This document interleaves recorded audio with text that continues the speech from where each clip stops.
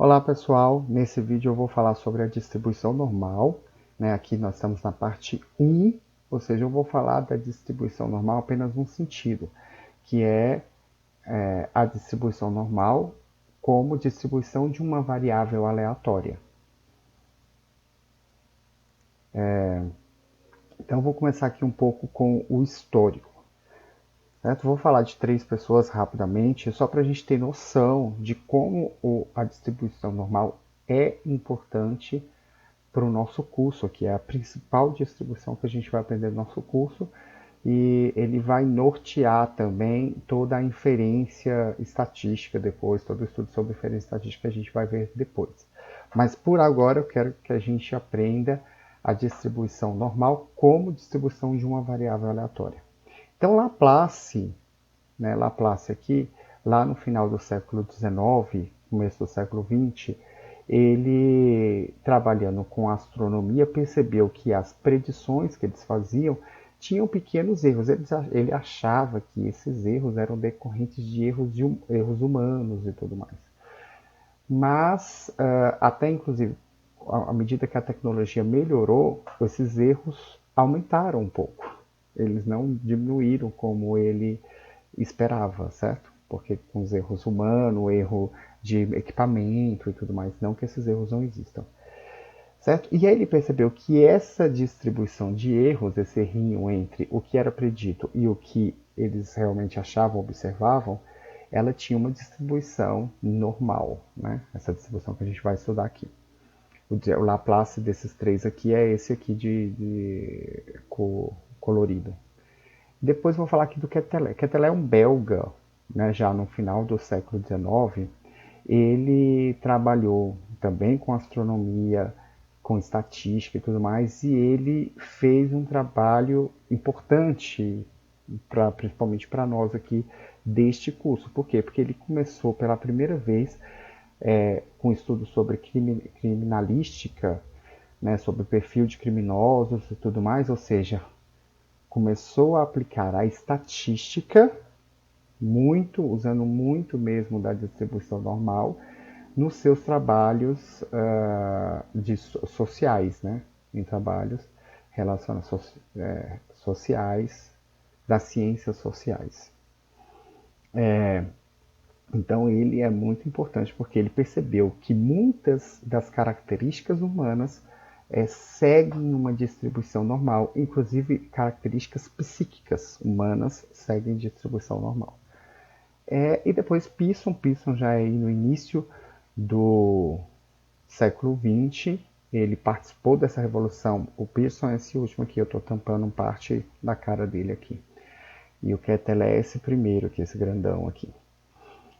Então, esse Pearson, mas ele era um doutor em sociologia, um fã de Karl Marx, o nome dele inclusive é Karl Pearson, e ele era Karl Pearson com C.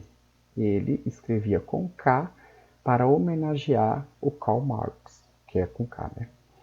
Então Pearson, ele começou aí essa revolução, criou o primeiro departamento de estatística e junto com Galton e no laboratório dele fez bastante estudo utilizando tudo quanto é distribuição, principalmente a distribuição normal. Inclusive nós já estudamos ele que criou aquela fórmula para a simetria, né? Fórmulas para a simetria, também a gente vai ver correlação mais para frente, que também foi desenvolvido por Pearson.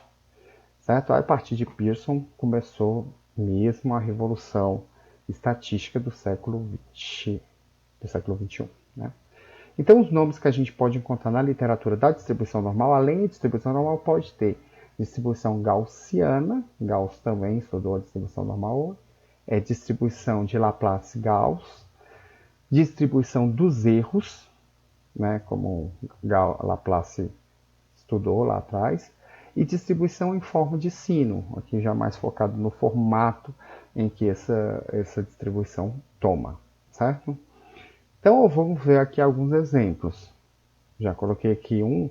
Observa, isso aqui são histogramas que eu peguei na internet mesmo, e você percebe que eles têm um certo formato, né, que é um formato aproximadamente de uma distribuição normal. Então aqui você vê peso da pessoa, ó, começa pouquinho, depois cresce, aqui em volta da média, depois diminui de novo. Né? A gente vai perceber esse formato em várias distribuições que nós observamos em nossos estudos e tudo mais. Aqui nota, né, nota de uma prova, alguma coisa. Então, normalmente isso acontece bastante. Você vai fazer algum teste de conhecimento e tudo mais. As distribuições muitas vezes tendem a seguir uma distribuição aproximadamente normal. Aqui uma outra que eu peguei, ainda mais próxima da distribuição normal. Esse tracinho aqui seria a distribuição normal, tá? Aqui, conhecimentos específicos de agronomia em 2007. Então, fizeram um teste aqui para saber os conhecimentos específicos de agronomia. Olha, começa abaixo, aí cresce aqui no meio, em volta da média, depois diminui de novo, né, formando esse formato de sino que tem a distribuição normal. Né, distribuição de satisfação, né? Olha aí, também mais uma coisa ligada à psique humana, né? Satisfação extrínseca aqui de algum trabalho que eu peguei na internet, também tem esse formato aproximadamente normal. Esse aqui, o peso da criança ao nascer, do sexo masculino. Então aqui, tem algumas que pesam aqui abaixo de 2.500 gramas, e mais também um pouquinho acima de 4.000 gramas, e a maioria está aqui nesse centro. Né? Então eles vão formando esse formato de sino. Aqui, esse remédio aqui, ceroplasmina, alguma substância, também foi detectado uma distribuição em formato de sino. Então você vê em várias áreas, na farmácia, na economia, na área de satisfação, na área da administração, na área de educação e assim por diante, se encontra variáveis aleatórias que têm uma distribuição aproximadamente normal. Esse aqui é a nota de matemática e tecnologia do Enem 2010, da região sudeste. Ó, tem uma distribuição, essa partezinha aqui está bate certinho.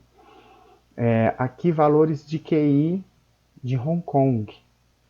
Né? Aqui tem um pouco para cá, um pouco para cá, e no meio aqui umas concentração, valores no teste de QI. Aqui alturas. Observa, alturas vai de 1,60 a 1,80. Desse grupo de pessoas aqui segue uma distribuição bem em formato de sino mesmo. Né? Aqui eu peguei os histogramas para a gente ver como ela se aproxima de várias distribuições que a gente pode encontrar por aí, né? Na natureza e também nas questões sociais. Então eu vou ver aqui um exemplo. Aqui nós temos 1.000 notas, né? Nós temos uma amostra de 1.000 pessoas e temos as notas delas no Enem. Observe como a distribuição das notas aqui estão em volta desse valor aqui de 400 a 600, né? E eu tracei aqui uma distribuição normal. Você vê, o histograma aqui, ele está aqui, nós temos a nossa distribuição, a frequência relativa, né? E aqui são as notas. O que acontece? No histograma, né, se a frequência relativa, se eu somar todos esses retângulozinhos aqui, a área desses retângulozinhos aqui, vai dar 1, certo? Se eu somar as minhas frequências, ou 100%, né? Se tiver em porcentagem, se tivesse em porcentagem aqui, se eu somar a área desses retângulozinhos, eu teria 1, né? Então, aqui notas do Enem.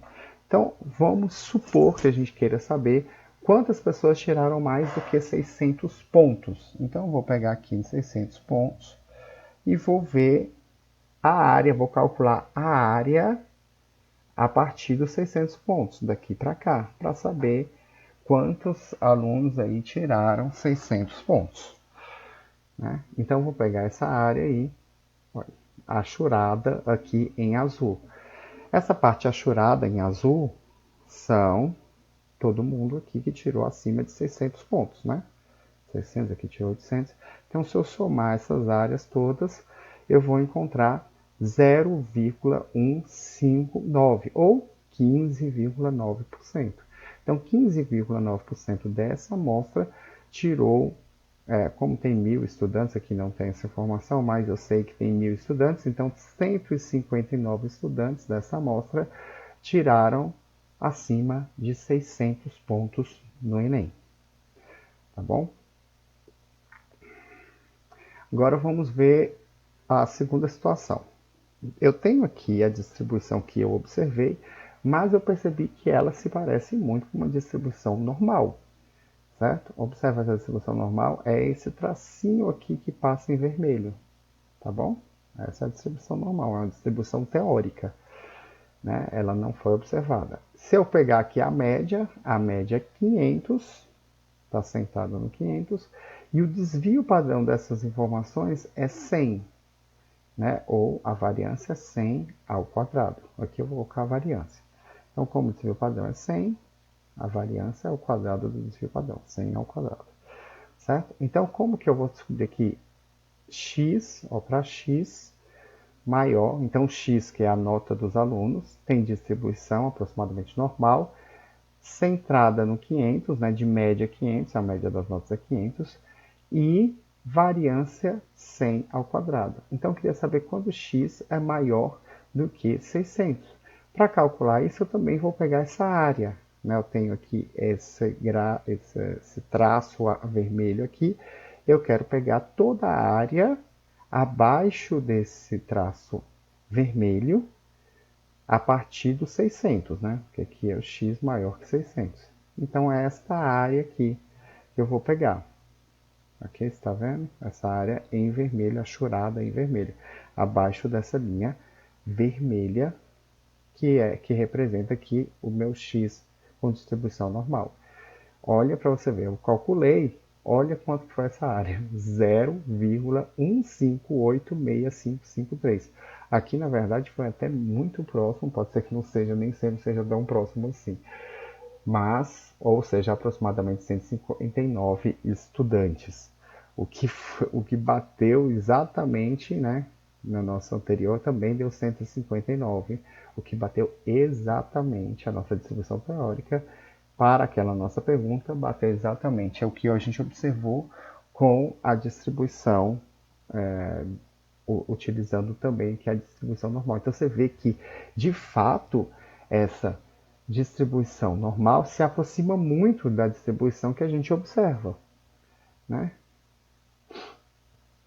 Então, o que é aquele tracinho? Aquele tracinho é feito pelo que a gente chama de função de densidade de probabilidade, né? Olha que bonito essa equação aqui. Então, esse f de x vai nos dar esses tracinhos aqui, esses tracinhos em forma de sino, né? Que é 1 sobre sigma vezes raiz de 2π e elevado a 1 meio vezes, entre parênteses, x menos mi dividido por sigma elevado ao quadrado. Então, esse símbolozinho aqui que parece um O, ele é o sigma minúsculo, né?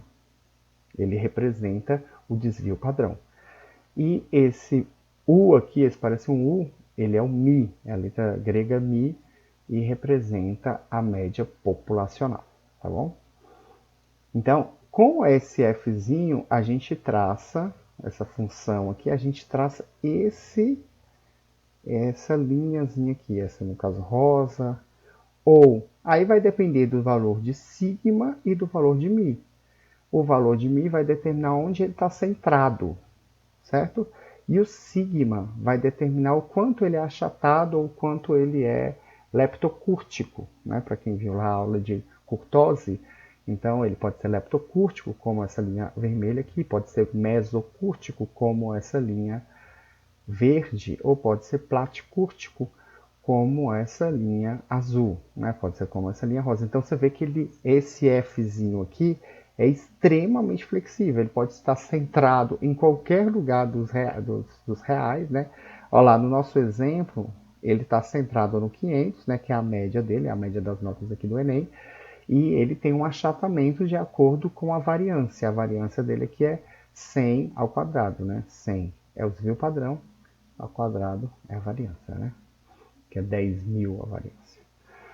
Né? Mas podem ter outros valores, tanto faz, para você ver como ele é bem flexível. Se no lugar de mizinho tiver 20 e o sigma ao quadrado for 4, ou seja, a variância for 4, nós vamos ter este gráfico assim. Tá vendo? Eles parecem ter o mesmo formato, né? Só que aqui ele está centrado no 20, aqui está centrado no 500.